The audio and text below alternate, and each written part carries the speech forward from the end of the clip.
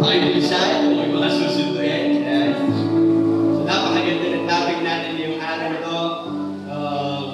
Cheers, sino gusto ng beer? Joke lang mga gawin.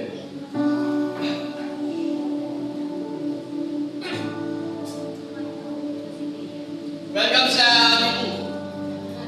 ulit ako Sabi ko, parang umawag sila. Ay, wala sa ulit eh.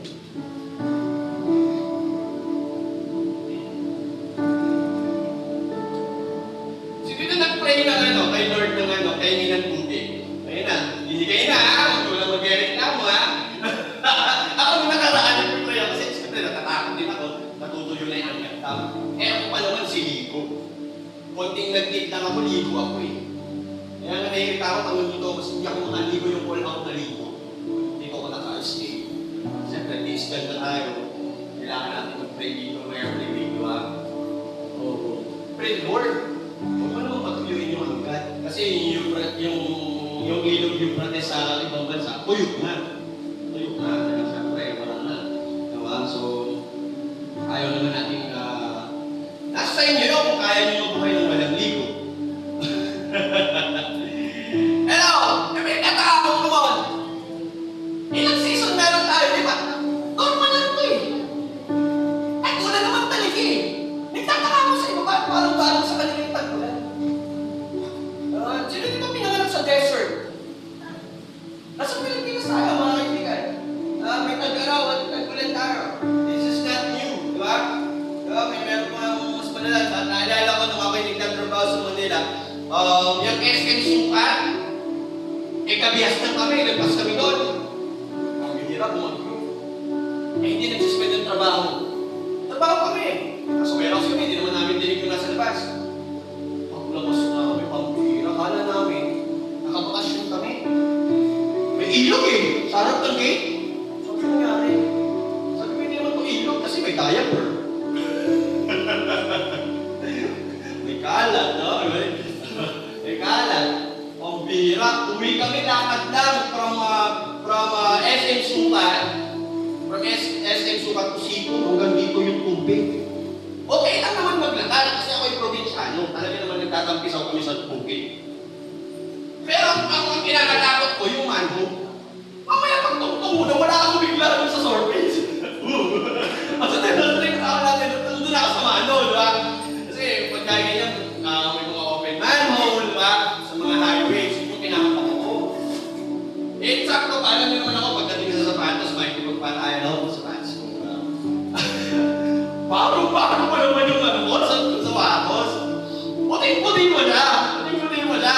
First time sinuong sama. Hindi ka pwedeng hindi ka pwedeng mag-chinelas or magpaa. Kasi, alam mo naman, mahihinan na ka sa paa. Masugatan ka lang, pwede kang may di ba? So, sacrifice ng sapatos. Hindi ko na siya nasuot. Nasira na talaga siya. Nasira na talaga siya. Mapalad tayo, kahit paano. Yung baha sa atin dito is katanggap-tanggap pa. Try nyo yung baha sa Maynila. Bahay, yung mga kanito may naglalaro dyan ng bata eh. Medyo tumata siya tubig. Katanggap-tanggap pa. Pero yung baha sa Maynila, hindi na siya katanggap-tanggap. Kasukasukan na siya. So, mapalad tayo. Actually, yung una na to is just to supply us water. So, alam din ng God na pamit naman, diba? Magsisimba tayo sa Sunday, wala tayong ligo. Naglalagpinan tayo dito, diba? So, ay, bawal mo ngayon, no? Welcome sa ating Sunday service. And so, sabi ko kanina, pag-pray natin yung mga loved ones and relatives natin na yung sino dito, pagtag-ulan, umuulan din sa loob ng bahay, parang kwarto ko. Sabi ng kapatid ko kanina, ay gising ko lang. Yan! Uy, yung bahay! Yung kusina natin ba? Sa'yo ko namang bago. Lagi lang, pagtag-ulan, bahay naman talaga yun. Kasi pag ganun kami, medyo babak kami. Lahat na lagi sa tubig, sabi namin. So, tanggap namin yun. Talagang, ayun yung talaga yung, dito, kapag tag-ulan Dati nga, nung nag-work pa ako, ako'y natutulog natutulog sa labag. Nasa likod na siya tutulog ng gabi. So, parang lumalamig yung likod ko. Alam ka, electric. Pagba't ka ng ilaw, umira. Meron na akong hanggang dito na tubig sa bato. Ginawa ko, nakakit doon, Jay, gising ka ba? O, yeah, bakit? Punta ka dyan, bakit yan? Gano'n ko tulog sa inyo. Binahay pa ako. Gano'n ako tulog sila doon, Jay. Nakita namin pa siya doon sa bahay niya naman. Sa kabila nila yung unang church. Buwan nila naman. Rainy season is a normal days. Rainy season is a normal days in the Philippines. So, huwag natin i-take ko na parang unusual. Our topic for today is a continuation about our topic about vision and vision. Oh, wait, ay, kasi naman, sino doon na yung baka niya? Sana masugo. Mira, oh. Gusto mo naman? Ay, Sunday na, binahagi. Wala nang para sa area pa. Taas-taas natin doon. Ayun sa mga bago, sa mga bagong invite mo. Kahit may drums as well ang banda, hindi kami nakatutok sa music dito. Ako po ay, kung susumahin is 19 years na akong Christian. Nag-start ako sa church as a song leader kasi galing akong banda, so mahilig ako sa music. Napansin ko na ilang taon na ako kakakanta, hindi naman naliligtas yung family ko. Tama? Pagkabit-gitara, hindi naman naliligtas yung family ko. Diba? I realized that masyado natin in-overemphasize yung gifts, yung talent sa church, na ang program lang. Don't get me wrong, inaawitan ko rin si Lord. Mas madalas kaysa sa inyo. Mamaya mag-uuwihan kayo, uuwi na ako saglit, bukas babalik ako dito. Every morning, may worship ako dito.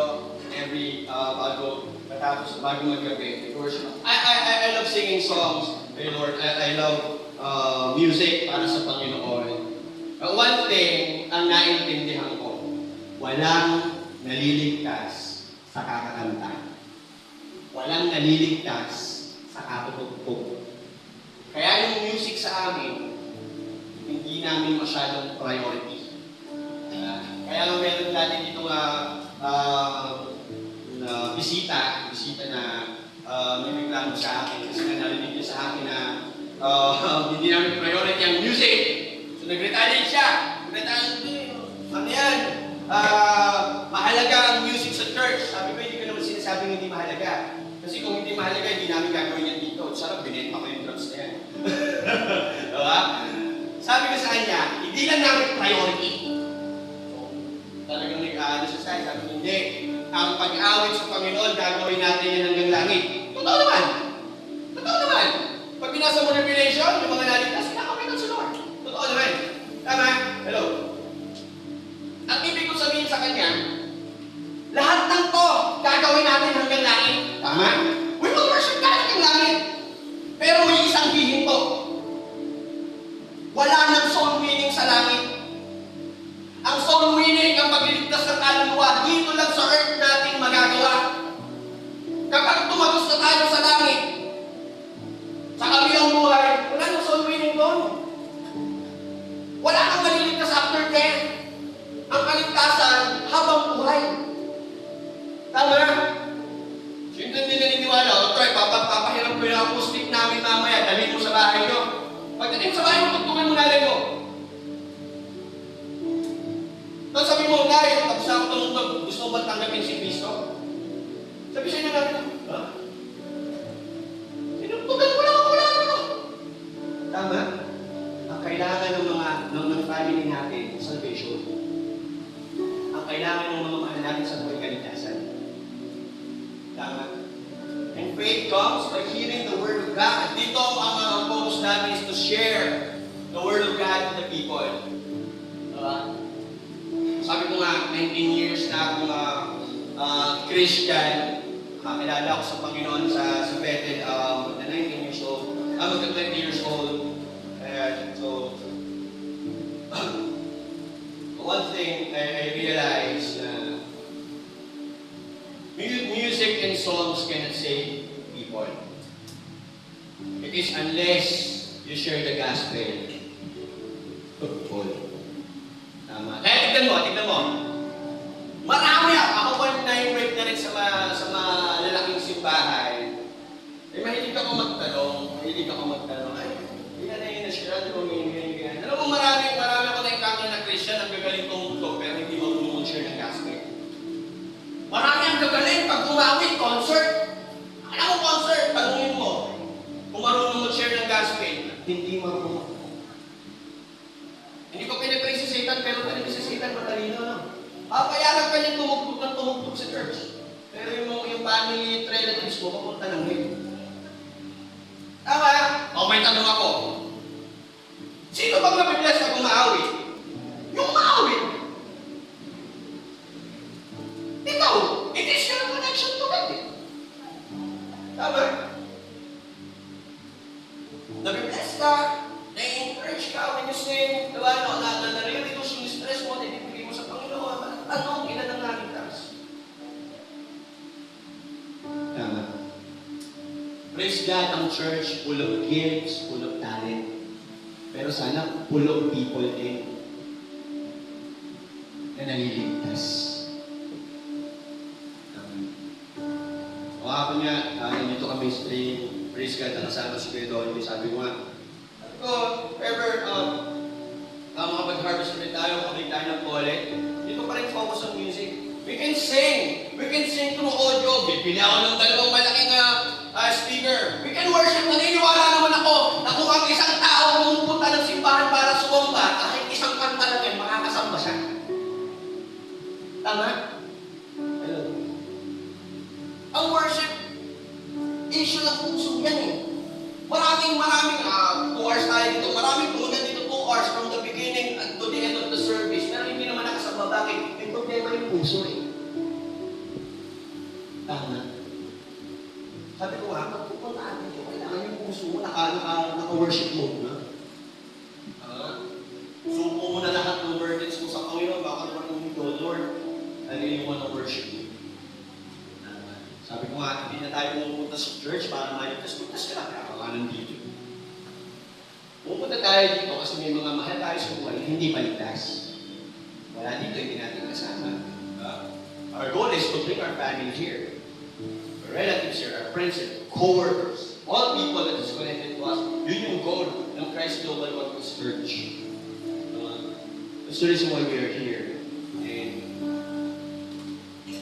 next Sunday, huwag kang pupunta lang isa. Gawa mo ng paraan. Do your best. Pumunta na mong family mo dito. Relatives mo dito. Naiinis ka kasi di ba ang gulo ng buhay nila. Kahit mainis ka, hindi maayos unless ipakilala mo si Kristo. Makulit tatay mo, inom ng inom. Ay, hindi lang babago yan kahit magdamog ka. Pakilala mo si Kristo. Mga kapatid mo, lunod sa bisyo, hindi man babago yan kahit sabi mo, pag di ka nagbago, bibigti ako. Kawalan ka pa nun. Nga, ganunin ka pa nun eh. Pero pakilala mo si Kristo, bring them here. Malaman nila yung sacrifice ni Christ sa cross. Maintindihan nila. Gusto mo may mabago sa family mo, ang kailangan mo dyan si Christ. Kailangan mo dyan si Christ. Magulo pa nila. Kailangan mo dyan Diyos. Kaso kay Christ, kailangan mo mag-step.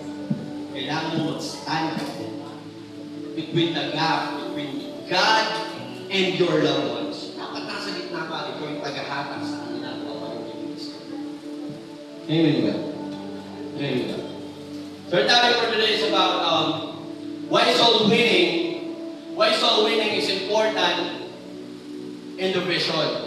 Why soul winning is important in the vision. So our vision is to conquer the city and the world for Jesus Christ.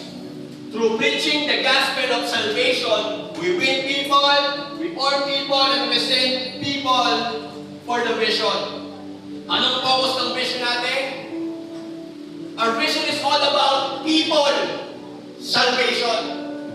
Ulitin ko, ang focus ng vision natin, hanggang bumalik si Kristo, hanggang mamatay tayo,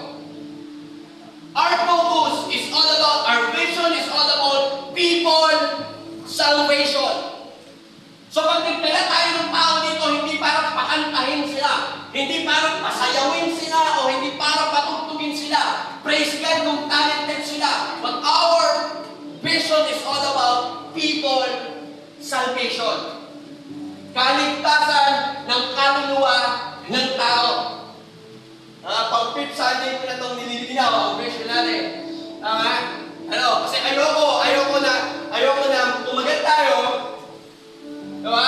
Na may kanya-kanya tayong vision. Kapag sinabing Christ Global Conquest Church, ang simbahan na to ay tungkol sa pagliligtas ng kaluluwa ng tao. Ito lagi itong biro sa inyo. Yung family mo ba tao? Kailangan niya si Kristo. Yung mahal sa buhay niyo ba tao? Kuya, ang hirap may distinguish eh. Mukhang tao pero yung asal hindi. Kailangan niya si Kristo. Tama? O sa mga kabataan, yung mga kaibigan niyo pag-classmate, tao? 50-50 yan.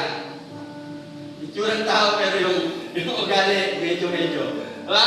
Kailangan niya si Kristo. Lahat ng tao kailangan si Kristo. Ito yung hindi maintindihan. Medyo ginulo kasi. Pag in-invite, may drops kami dito. Patugtugin. Hindi pa nga tumatanggap. Tumakanta ka. Hindi na ako dati. Kung hindi ko alam yung vision. Kanta ka ba? Hindi ko na-focus yun. Focus mo, kaluluwa. Linawin natin kung ba't ka nandito. Nandito ka, kasi may mga mahal ka sa buhay, na pag namatay, sa impyerno pupunta. Hindi kuya, hindi ko naniniwala dyan. Mabait nanay ko. Kaya hindi naman yung requirements sa sinabi ni Kristo. Naliligtas daw ang tao, hindi sa good works, hindi sa kabaitan. Sabi ni Christ, I am the way, the truth, the life. Ako lang. Sabi ni Christ, no one can come to the Father except through Jesus. So, hindi sa pagpapakabait hindi ko sinabi magpakasama. Pero hindi lang kasi yung requirements na sinasabi ni God. Diba? So, let's mamaya naman ako sa point ko. Soul winning is important. Why soul winning is important in the vision? Basahin muna natin itong verse ito. This is Jesus speaking. Si Lord ang nagsasalita dito. Sabi dito, the Spirit of the Lord is on me because He has anointed me to proclaim good news to the poor. Next, He sent me to proclaim freedom for the prisoners and recovery of sight for the blind, to set the oppressed free, to proclaim the year of the Lord's favor. Isa-isay natin. Bakit daw pumunta si Christ dito? Or ano yung pinagdala ni Jesus para sa mga tao mga nananampalataya sa Kanya? Ano yung kayang ibigay? Ano yung gustong ibigay ni God through Jesus Christ sa mga tao, sa mga kabataan, sa pamilya mo, kapag sila ay nanampalataya kay Kristo, isa-isahin natin. Sabi dito, Jesus came to give us, una, blessing. Sunod, freedom. Sunod, clear sight. Sunod, peace. Sunod, favor. Maganda yan. Maganda yan. Pero mo, pag tinanggap mo si Kristo, hindi ka lang tumanggap ng kaligtasan, tumanggap ka rin ng blessing sa Kanya, ng freedom sa Kanya. Clear sight, ano yung ibig sabihin ng clear sight? Vision of a clear future, yung alam mo yung direksyon ng buhay mo. Tama? Alam mo kung bakit ka buhay mo, yung may clear sight ka, alam mo kung bakit ka buhay. Diba? Alam mo kung bakit ka naglilingkod sa Panginoon, alam mo kung bakit ka tinawag ni God, meron kang clear sight kung saan ka papunta. Bakit mahalaga na may clear sight ka? Para hindi ka maligo-ligo sa buhay. Diba? Last year, gusto mo, basketball player. Diba? Ngayon taon, gusto mo no, volleyball player. Diba? Next year, ayaw mo na ng sports, napagod ka. Diba? Ano na lang ako, lover boy.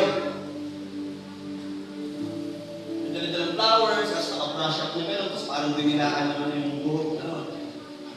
Diba? Next year, nerd naman ako, tingnan ko lang ito.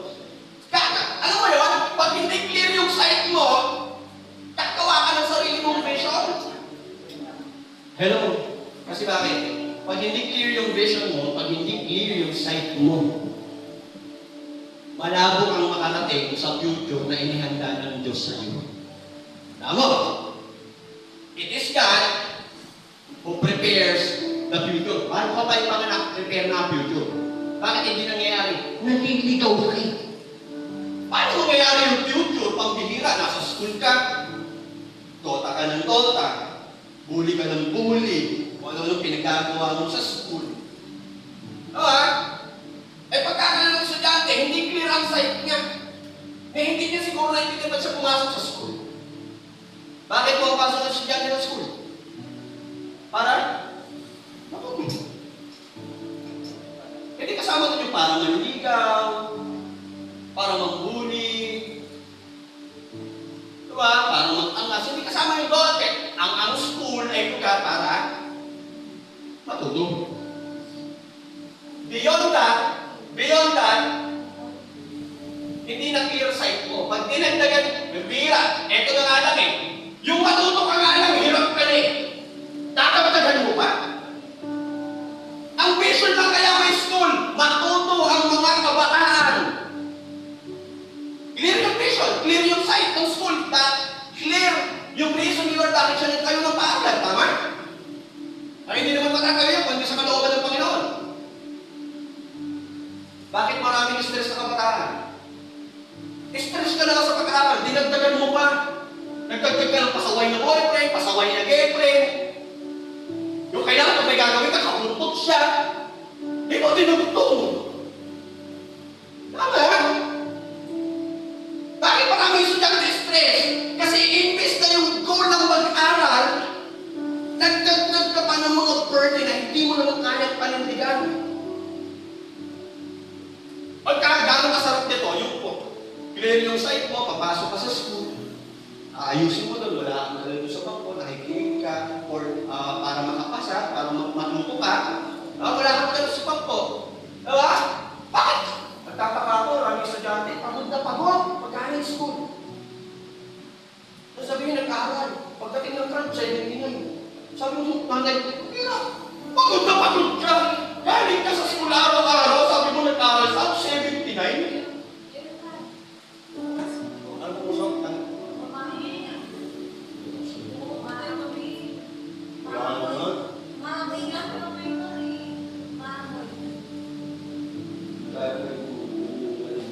Wala kang ilaw.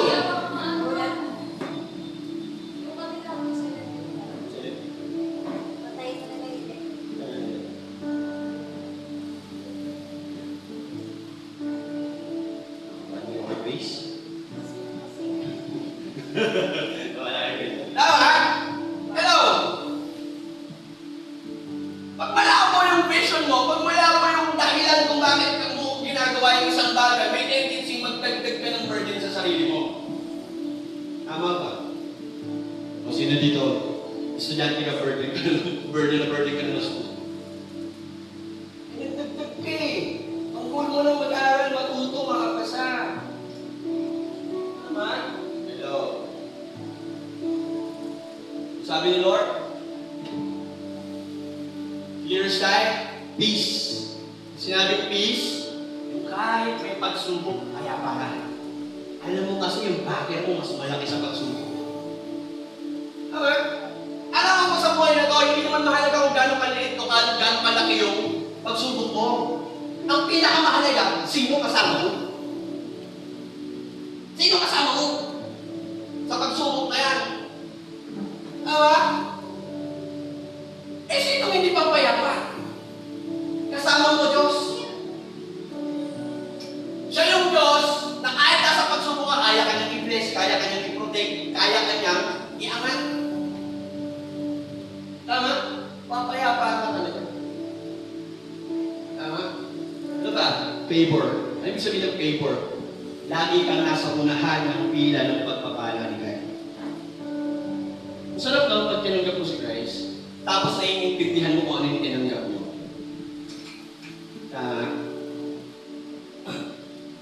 Bakit natin dinaanan yung verse na yan? Gusto kong i-inspire ka. Yung parents mo, burden na. Kailangan niya to. Tama? Yung family mo, hirap na hirap na.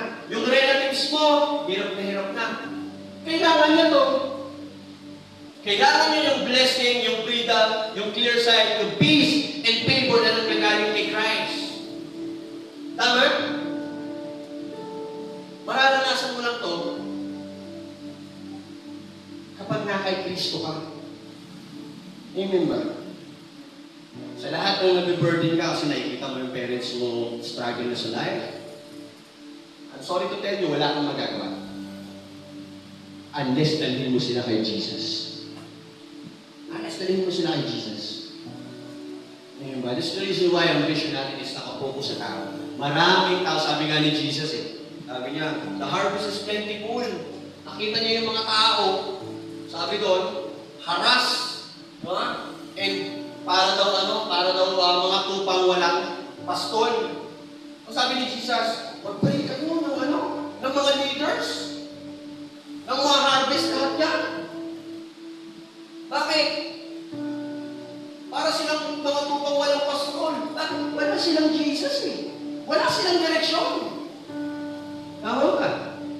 Para mahalaga sa buhay yung direksyon. Kapag malinaw direction mo, tama, ibig sabihin, malinaw yung finish line na gusto mong puntahan. Tama ba? Ako naniniwala naman ako na gusto natin ng maayos na buhay sa family natin. Apart from God, apart from Jesus, hindi mangyayari yan. Ilang taon na yung Pilipinas na sinusubukang umusad. Tama? Pinuto na si Duterte, pinuto na si Marcos kasi marami daw gold. Tama? At ano? Umusad pa, lumala. Lumala! Ang kailangan ng Pilipinas, Diyos na talaga yung mga Christian church, every Sunday, hindi naman nagsishare ng gasto. Sabi nga ni Bishop Uriel, yung mga Christian kasi ngayon, feeling nila rockstar. Mga disciple ni Herman Moreno, that's entertaining. Tama? Ilang church dito sa, ilan ang simbahan dito sa Bulacan. Sabi nga, pag pumunta nyo, kada linggo namin may church. Pag linggo namin may church ulit. Ang tanong, ang daming church sa Bulacan, bakit ang dami pa rin adik? Bakit ang dami pa rin naghihirap? Tama? Bakit ang dami pa rin mga bumubugan sa school? Naniniwala naman sa national, napakaraming Christian dyan. Sa trade, napakaraming Christian dyan. Bakit? Tinuruan kasi ni Pastor, pabukto. Tinuruan kasi ni Pastor, sumayaw. Dati tampo rin, ngayon, hip-hop ko. Tama? Ang kailangan dito, makabalik yung lahat ng Christian church sa totoong mission. Makabalik sa totoong vision. Pero mga kaibigan, pamira, Christian, namatay yung nanay, hindi pa magkapay Christ. Masakit naman sa akin, hindi, kakabagay na rin yung wrong doctrine ka, kaibigan. Kakabagan, hindi mo siniran, hindi mo pinatanggap kay Christ. Tama? Malabo. Bakit? Ginawa natin ang simbahan na parang sinihan. Concert area. Tignan mo, maraming malalaking church. Ngayon, pag after ng service, gusto ko natin yung song leader niya. Kahit talaga ito kahit kung ligalis natin sa church. Pero ilan doon yung lumabas? Sunday ka tayo pamilya. Ilan kaya po? Ayun yung ayoko mangyari sa church na. Ay, makikita niyo ako? May talent na dito. Pero hindi yung pinupurso natin. Talent dito nga. Napunta naman ng impyerno yung pamilya. Wala po ang vision. Tama? Hello. We will bring our family here. We will stay. We will bring our relatives here. We will bring our friends and co-workers here. In Christ, there is salvation. Tama? Ako dati. Natatawa ko sa nag-invite sa akin sa church natin. Siyempre, galing kami banda. Yung brother namin, Christian. Invite na ako. Sabi natin, ano isa sa mga paghatak niya sa akin? Kapit chicks mo. Hindi lang yan. Hindi ka pa nakapunta ng church, makasalanan ka na. Bakit pumunta ka sa chicks? Eh, buti nila may plano sa akin si God. Tama? Ako may chicks mo. Hindi ka. Hindi pa ka nakakarinig ng gospel, ginawa mong babaero yung tao. Daming pogi, no? Tama? Yung iba naman, kung bira ka, punta ka sa church namin, magtatagumpay ka. Hindi mo naman ako yung tao eh. Ang dami ng tagumpay, wala naman silang Kristo. Totoo, hindi. Isang bagay lang ang hindi natin kayang gawin apart from Christ. Save people.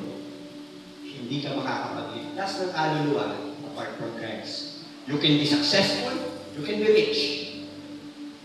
You can be whatever you want to be in this world.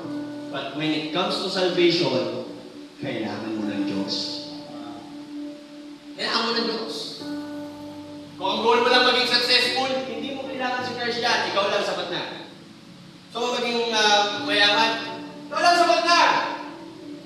Pero, hindi ka makakapagligtas nang walang Kristo.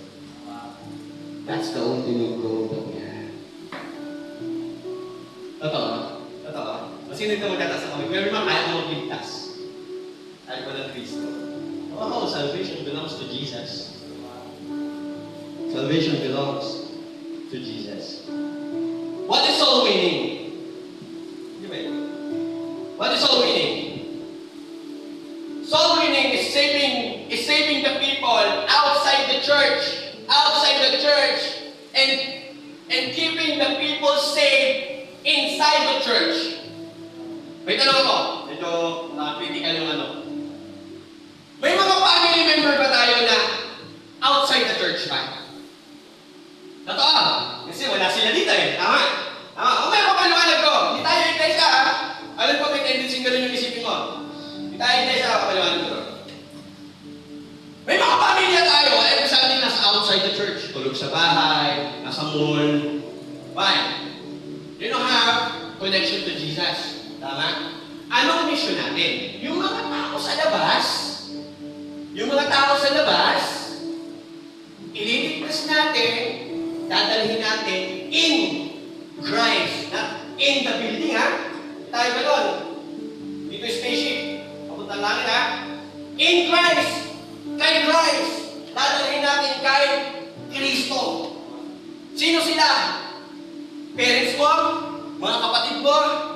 Family mo? Mga kamag-anak mo? Everyone that is outside, still outside of Christ, yung nasa labas pa ni Kristo.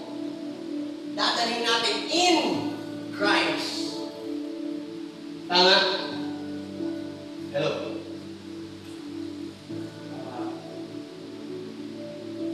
Isipin mo ilan sila.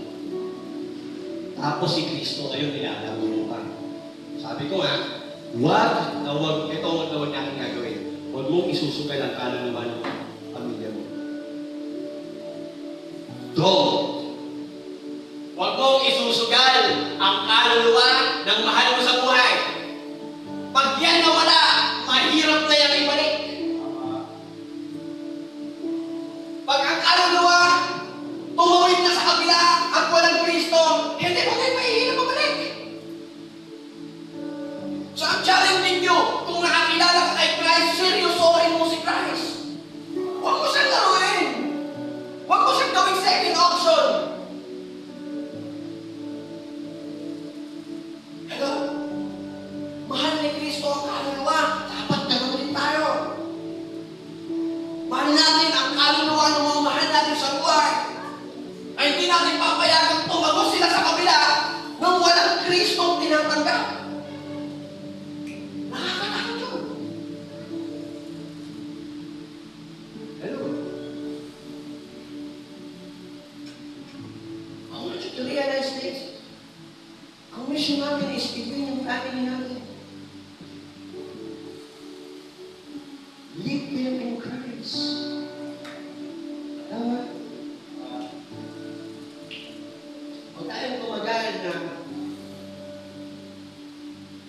blessed tayo in church, going here every Sunday, hindi natin nakakasama ang family natin. Acts chapter 2, verse 41 to 42. This is the reason why kaya ako sinasabi na lahat ng nasa labas ng church na to, ipapasok natin. Sabi nito, Acts 2, 41 to 42. Those who accept His message were baptized, and about 3,000 were added to their numbers that day. Next, they devoted. Sabi mo nga, devoted. Devoted. Hindi devoted ha. Hindi ha. Hindi devoted. Nung after the acceptance kay Christ, nag-devoted. Devoted. Sabi mo nga, devoted. They devoted themselves to the apostles' teaching and to fellowship, to the breaking of bread and to prayer. Napakawisan ako sa topic ko. Next year to eh. Tama? Sabi doon, ito po yung kwento nung Pentecost. After bumaba ng Holy Spirit, nag-preach si Peter. Tama? Nag-preach si Peter, ilan naligtas? 3,000. 3,000. Tama? So anong nangyari doon sa 3,000 na yun? Naging part sila ng church. So after nilang tumanggap, hindi sila iniwan nila Peter outside. Ipinasok sila inside the church. Kinonect sila sa church. Doon pinanganak ang church ni Jesus. Hello? So lahat ng tatanggap sa family natin, lahat ng mananampalataya sa mga relatives natin, hindi natin sila iiwan sa labas. Ipapasok natin sila sa pamilya ni Christ. Why? We need to keep them safe. Aalagaan natin sila. Bakit? Pag iniwan mo sila sa labas, after nilang tanggapin si Kristo, andun si Ala, andun si Shabu, andun si pambababay, andun si panglalaki. We need to keep them safe inside Christ. Tama? Tayo, may mahirap na sabihin, tayo po ang tagapagbantay ng kanilang kaluluwa. Kaya sabi ko kahapon, ingatan mo ang pagiging firstborn Christian mo. Ikaw ang watchman. Ikaw ang watchman ng pamilya mo. Ikaw ang tagapagbantay ng ano naman nila. Ay, nagkatumanggap ka na kay Christ. Sunday ngayon, taro na dito. Huwag ka na din sa tropa mo. Papunta ka na ng langit, hindi ko ka pa sa impyerno. Tama? Hello. Watchman tayo. Tayo tagabantay. Tama? Magbihirang mga tagabantay, pawala-wala. Nakakita ka ng guard? Pawala-wala sa poste niya? Tanggal yun sa trabaho. Tama? Kaya ka tinawag. Una, para gamitin sa kaligtasan. Pangalawa, para mapantayan ang kaligtasan ng ating pamilya. Tutuksuhin na Satan yun. Tama? Nakakitin na Satan yan. Amen ba? So after maligtas ng 3,000 na to, diba? Nanatili daw sila. Nanatili sila sa turo ng mga apostol. Sa fellowship. Sa breaking of the bread. Nanatili. Na-connect. So dito, kapag nag-evangelize tayo ng tao, dinadala natin sila saan? Una sa cell group. Pangalawa, sa church every Sunday. Pag matatag na sila, we train them. Bakit natin sila tinitrain? Para alam nila kung paano lumaban sa tukso. Tama? At alam din nila kung paano magligtas din ng kaluluwa. Tama ba? Tama ba? So yun yung mission natin. We win people, we warn people, we send people. Bakit? Pampihira. Ang vision natin, ilan ang tao dito sa San Jose del Monte? 777,000 people. Bakit hindi tayo mag-train ng leader? 700,000 people ang meron dito sa San Jose del Monte. We need a lot of leaders. Sabi ni Lord, the harvest is plentiful, but the laborers are few. Ano sabi? Pray to the Lord of the harvest that He may send forth laborers. Anong pinupunto ni Lord? Kailangan mo ng leader ka. Because to harvest more souls, For us to have more set groups, we need to have more set leaders. Tama? Ito ba puntahan? You can never win someone kung hindi ka trained. Parang si David. Hindi niya makapatay si Goliath kung hindi siya tinrain ni Lord. Bakit niya napatay si Goliath dahil lang sa tirador? Master niya yun eh. Ilang taon niyang pinag-aralan yung tirador na yun eh. Diba? Nakapatay ng nilo, nakapatay ng oso. Eh sa sobrang sharp, nakapatay pa ng higante. Tama? Eh ikaw, hindi ka makapatay ng lamok. Hindi mo mapatay yung vision ng tatay mo. Hindi mo mapatay yung kulit ng nanay mo. Bakit? Hindi ka train. Pag galit si nanay, galit siya rin. Tama? Pag galit si tatay, mas galit ka pa. Hindi ka train. Paano mo sila mauwiwin? Sabi ko nga, pag Christian tayo sa family, wala tayong dapat kinakampihan. Pag nagbubunga si nanay dahil kay tatay, ang himas ganito, Nay, tama na, ikaw pumili sa kanya, di ba? Wala kang nakampihan! Itna ka lang, tagahimas ka lang ng ito. Tama na. Tama na. Pag-pray natin yan, asahan mo bukas ganyan pa rin yan. Tama? Hindi, may mga Christian, pag nagbubunga yung anak, yung tatay mo. Anong sinasabi ng anak na Christian? Umama. Pagbihira, tayo taga-put, isa tayo sa taga-sila. Anong ministry natin? Ministry of reconciliation. Restorer tayo isa tayo taga-sila. Kaya kita mo na yan, yung mga anak, umama. Hello. Restorer ka. Tama? Way of salvation tayo. Kasi mga anak gano'n, pag nagbubunga sila, mami hindi, bunga yan, umapa. Imbes na pagpatin, pinag-aaway ko yung dalawa eh. Bakit yung kay Papa mo, hindi mo na yun. Tama? Hello. Restorer tayo. Pag Christian ka, restorer tayo. Tama? O sino dito? Sino dito yung mga tropa mo nag-aaway-aaway?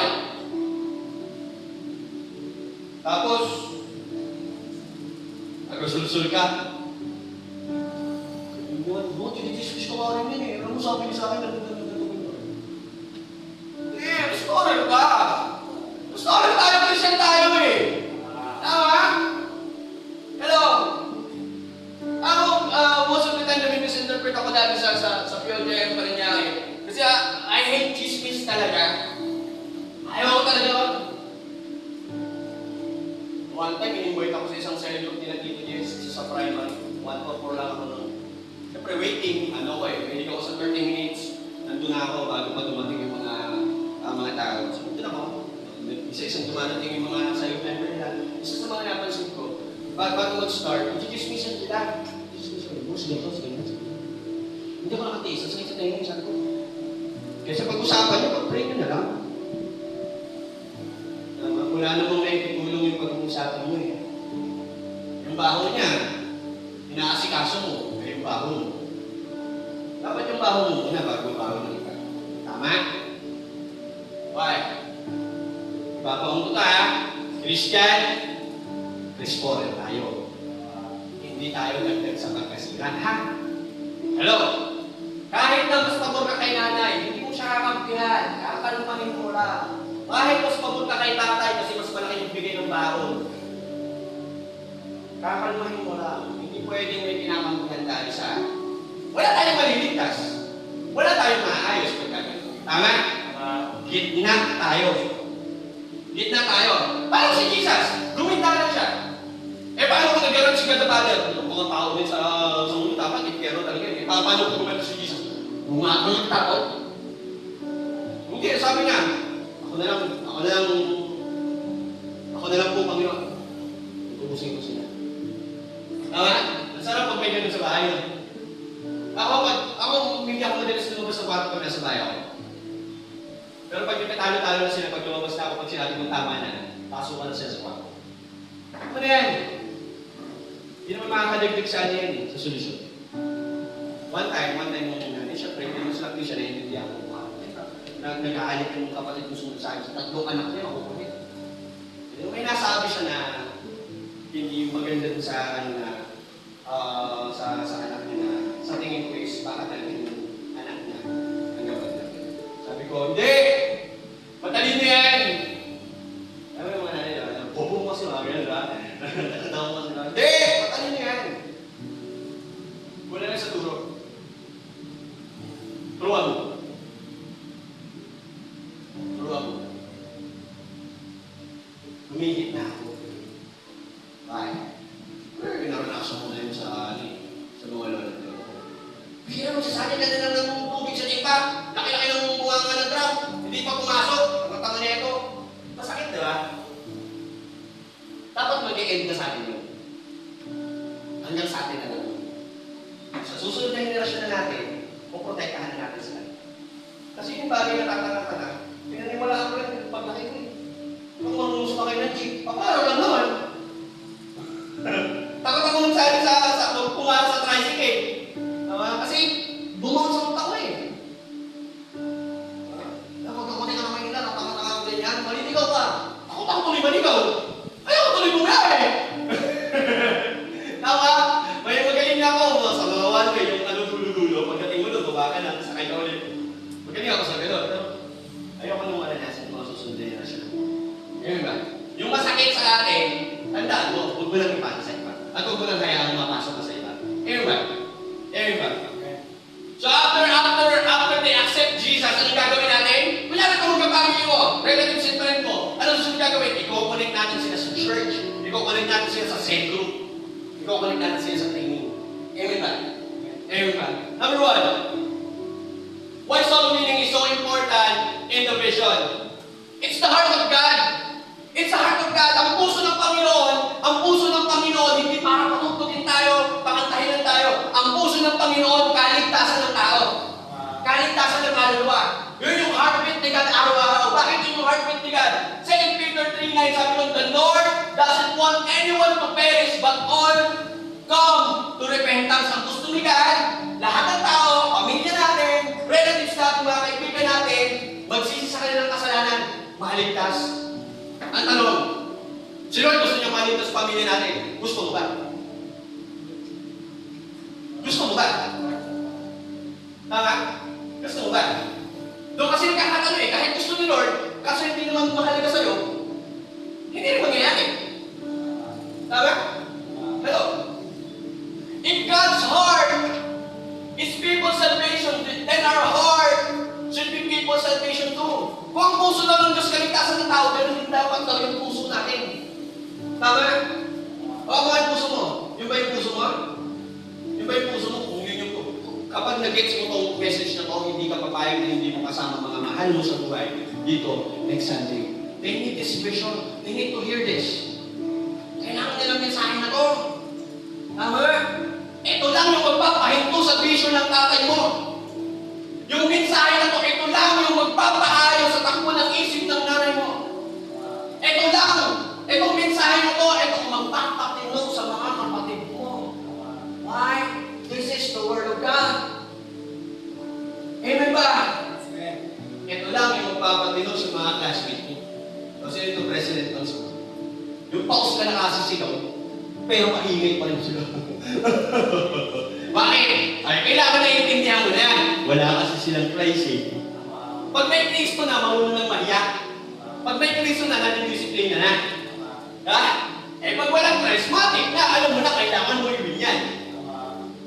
Tama, pag magulo ang classroom, bakit? Wala doon si Christ. O sino dito may Christian kang kaklase? Mas makulit, mas unbeliever. Walang Christ yun. Title lang yun. Isa naka-t-shirt pa, no? Nothing is impossible. Diba? Pero lahat sa kanya, posible. Pati kasalanan, posible sa kanya lahat. Ay, walang Christ yun. Tama? Pag may ay sa akin nga eh. Kapag, alam mo yan, Christian din ako. O talaga? 50-50 lang ako pag nag-exam sa Christian ako. Ano yung sa 50-50? 50-50 maniniwala ako sa'yo. 50 hindi kasi hindi naman kita kilala ng lubos. Tama? Maniniwala ko Christian yan kapag marunong mag-tiktok ng higaan yan. Malaking pag-agawan sa hugasan yan.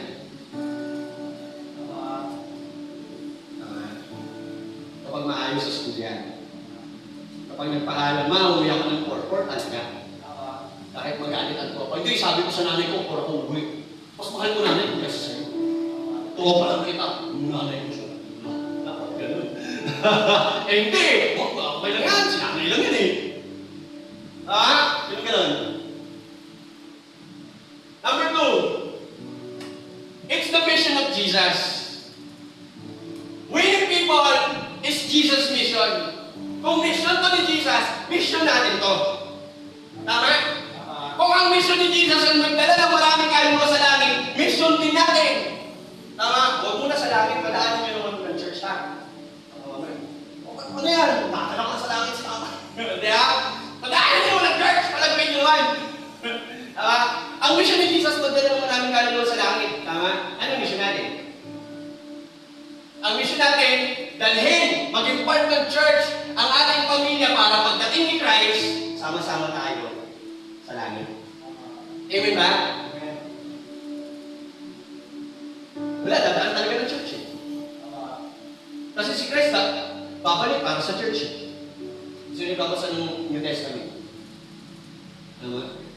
Si Christ babalik para sa kanyang church. Ang tawag niya sa church, bride. Yan, bride. So talagang dadaan lahat ng family natin, relatives, kaibigan, dadaan sa church. Sabay-sabay tayo ng huli ng Panginoon. Amen ba? Amen. Luke 19:10, sabi doon, the Son of Man came to seek and to save the lost. Bakit daw bumaba si Kristo dito? To seek and to save the lost. Paano natin i-apply sa buhay natin? Pag-uwi mo mamaya. Pag-uwi mo mamaya, pagpasok mo ng bahay, maghanap ka. Aling kaya dito sa pamilya ko yung lost. Kasi kailangan ko silang isip at kailangan ko silang isip. Bakit ganun tayo? Eh, magano ka ba pag umuwi ng bahay, naghahanap ka ng lost para isip? Pagdating mo ng school, naghahanap ka ba ng lost para isip? So work, ganun ka ba? Eh, mission natin ito eh. Ang mission ni Jesus Christ ay mission natin.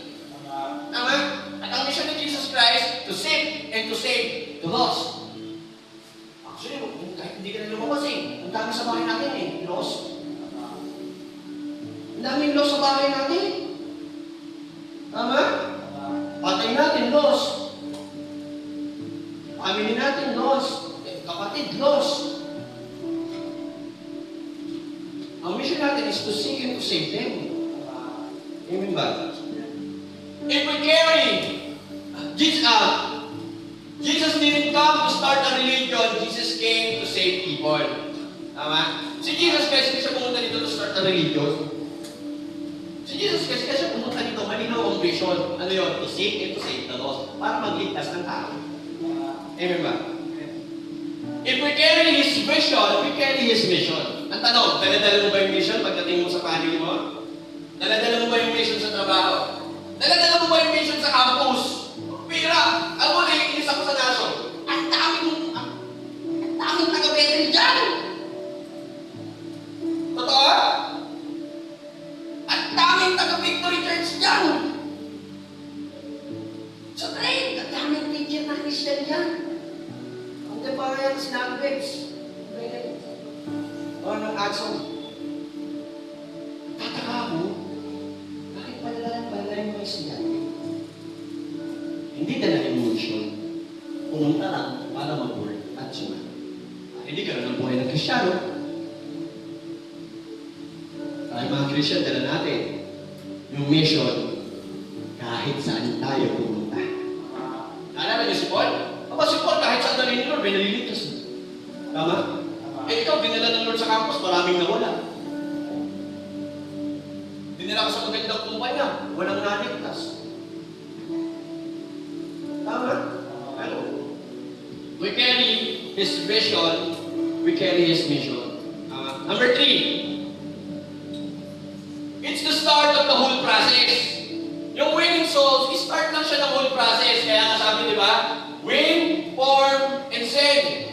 Tama? Umpisa lang ito ng whole process. Matthew 28:19-20. Therefore, go and make disciples of all nations, baptizing them in the name of the Father, the Son, and the Holy Spirit, and teaching them to obey everything I have have commanded you. And surely, I am with you always to the end of the age. We don't just win people, then leave people.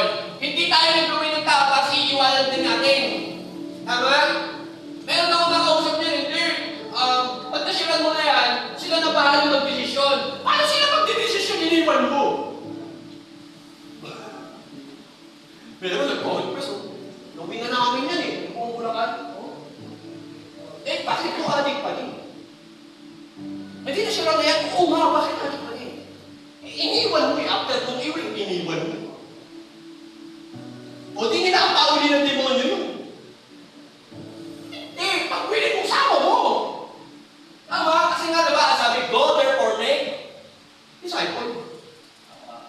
Pag iniwan mo yun, hindi yun magiging disciple. Tama ba? Hello, kaya dito kapag winin namin, dinadala namin sa cell group. Bakit? Hindi namin iniiwan. Hello. Tama ba? After namin i-win, dinadala namin sa church. After namin i-win, dinadala namin sa training. Hindi namin iniiwan hanggang sa matapad na siya. Kaya niya na makipag-ispalan kayo sa taas. Hello. Ano ba dito? Pampihirang yun. Sa una lang magaling. Kung kaya kita mo. Nakaka-4 Sundays pa lang. Kaya mo nga yan. Tama? Ang disciple making, hanggang mamatay. Leader ka yan hanggang mamatay. Hindi yung hanggang mag-asawa yan, leader ka yan. Tama? Hanggang sa magkaapo yan, leader ka yan. Kamagala, di ka nakakapot doon. Hanggang sa anak ka lang. Tama? Pag pwede natin, huwag natin iwan. Tama ba? Tapos sino kay Chester? Di ba, pwede nila yung family. Hindi nila iniiwan. Tama? Sinasama nila. Ganun pag-pwede na kung bihirang. Di, okay na, nasyaran na yan eh. Eh, bakit si Jesus? Pabalik-balik. Judea, Samaria, Jerusalem. Judea, Samaria, Jerusalem. Mababalik na rin mo. Pabalik-balik siya bakit? May willing siya doon, hindi niya iniiwan, binabalikan niya. Tama, yung unang mga disciples niya, sinama niya. Ikaw nag-disciple, nag-wait ka, iniiwan mo. Tama? Ay, wala sa pattern ni Jesus. Tama? Meron naman. Yeah. Christian niya. Ay, hindi ka ako lang niya. Kaso, ano binigyan? Is, patay ba kami dyan? Hindi niya, ano? Gagawin kong Christian. Sigurado ka? Oo. Yung naging sila. Siya yung nadala. Nawala! Sa'yo kasi na sabi gagawin Christian. Siya yung kinuman, binibigyan naman niya eh. Nakakatawa yung adik, naging Christian, tama? Pero yung Christian na naging adik, hindi nakakatawa yun. Tama? Ang bihirang buhay ito. Sabi ko sa akin, sinasabi ko eh, ano yung gagawin ko Christian niya? Sabi ko, bakit ko ba? Sabi ko, magigit. Di ba mahal? Aba na. Ako pa unang, ang unang, next Sunday, wala na siya. Ang saya, di ba? Sino maging Christian? Saan ba ako? We win people, we form people, and we send people to continue the vision. Amen? Hindi tatapos sa win, we form them until we can save them to win more people. Tama? Hello, sino yung naiintindihan na yung pinag-usapan natin? Na-invite ka dito, ipo-form ka namin. Tama? Ipo-form ka namin hanggang sa ma-send ka namin bakit kung bira. Ang laki ng angkan mo. Paano hindi ka magpapaform? Ang daming angkan mo. Sino mag-iligtas doon? Siyempre, ikaw yung tinawag eh. Alam nga namang ikaw yung iligtas, ligtas ka na eh. Ililigtas kita, huwag ka na mag-Christian, pinuform ka nila dyan, gano'n? Hindi, ikaw yung mag-iligtas sa kanila. Amen ba? Amen ba? Number 4. Bakit mahalaga yung soul winning? Souls are eternal, hindi yan namamatay. Dalawa lang pupuntahan yan. Langit o impyerno. Ang matibay pa doon, pag napunta sila sa alimnan doon, walang katapusan yun. Sana sa langit mapunta. Eh mapupunta yan pag winin mo. Pag pinor mo at pag tinring mo. Eh paano kung winin mo lang tapos iniwan mo? Sa impyerno pa rin tumuloy. Walang katapusan yun. Makakakita ka ng swimmer sa nag-swimming sa apoy. Kakawag-kawag yun doon. Makakakita ka ng ng tilapia, tinapon sa mantika, parang gano'n. Kahit hindi marunong lumawi, matututo. So sa eternal, kaya natin nililigtas yung kaluluwa ng tao, kasi eternal yun, hindi yun mamamatay. Tama? It's either langit yun o impyerno. Amen ba? Kaya habang buhay, dalhin natin sa Panginoon. Amen ba? Kaya kasi Jay Umat 2,000 lang kinukulit yung tatay niya. Bad trip na nga yung tatay niya. Unat yung bukol yung tatay niya, pareho kami ng gupit. Pero kumukulot na paggawa na. Kulot na yung tatay ni Jay Umat. Mark 8:36. What does it profit a man to gain the world and forfeit his soul? Sabi dito, ano mapapalaban ng tao? Kung mapunta niya yung mundo, nawala naman niya yung kaluluwa niya. Mayaman ka nga, sa impyerno ka naman napunta. Successful ka nga, sa impyerno naman napunta pamilya mo. Anong say-say nun? Tama? Dito, magiging mayaman tayo, 70 years lang. Yung kaluluwa natin mag-i-spend eternity. Amen ba? So, mas mahalaga. We don't win people. If we don't win people, we will lose people and many people will go to hell. If we don't form people, we will lose people and many people will go to hell. If we don't save people, we will lose people and many people will go to hell. Anong ibig sabihin? Paulit-ulit. We have no choice. Pag winin natin, ipo-form natin, after natin i-form, isi-send natin. Wala tayong choice.